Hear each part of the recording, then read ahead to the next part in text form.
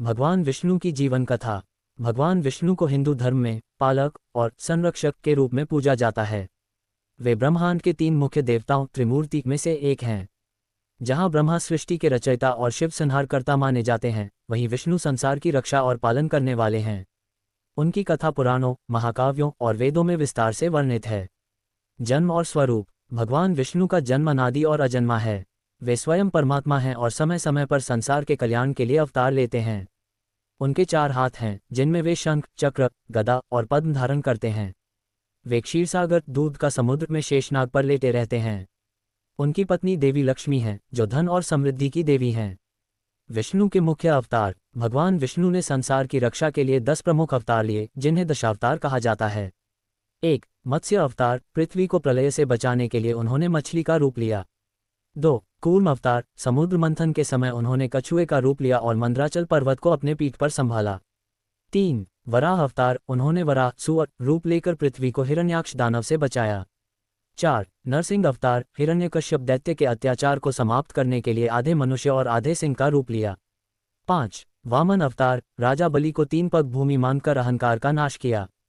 6. परशुराम अवतार। अधर्म और अन्याय को समाप्त करने के लिए क्षत्रियों का संहार किया। 7. राम अवतार। रावण के अत्याचार से पृथ्वी को मुक्त कराया। 8. कृष्ण अवतार। महाभारत युद्ध में अधर्म का नाश किया और गीता का ज्ञान दिया। 9. बुद्ध अवतार। अहिंसा और शांति का संदेश दिया। 10. कल्कि अवतार। यह अवतार कलियुग के अंत में होगा, जब अधर्म चरम पर होगा। विष्णु के प्रमुख कार्य। 1. समुद्र मंथन। समुद्र मंथन के दौरान देवताओं और दैत्यों ने अमृत निकालने के लिए मंथन किया। भगवान विष्णु ने कूर्म अवतार लेकर पर्वत को स्थिर किया। बाद में मोहिनी रूप में अमृत को देवताओं को प्रदान किया और दैत्यों को धोखा देकर कमजोर कर दिया। 2. त्रिविक्रम अवतार। राजा बलि के घमंड को समाप्त करने के लिए वामन रूप में अवतरित हुए। वामन ने 3 पग भूमि मांगी और 3 पगों में पूरी सृष्टि को नाप लिया। 3. महाभारत और गीता उपदेश। कृष्ण रूप में भगवान विष्णु ने अर्जुन को भगवद गीता का उपदेश दिया। गीता में उन्होंने धर्म, कर्म और मोक्ष का मार्ग बताया। 4. प्रलय का संहार। जब ब्रह्मांड का अंत होता है, भगवान विष्णु इसे अपनी योगनिद्रा में समेट लेते हैं। इसके बाद वे ब्रह्मा को सृष्टि रचने की प्रेरणा देते हैं। भगवान विष्णु की पूजा और प्रतीक। भगवान विष्णु के कई नाम और स्वरूप हैं, जैसे नारायण, हरि, केशव, माधव।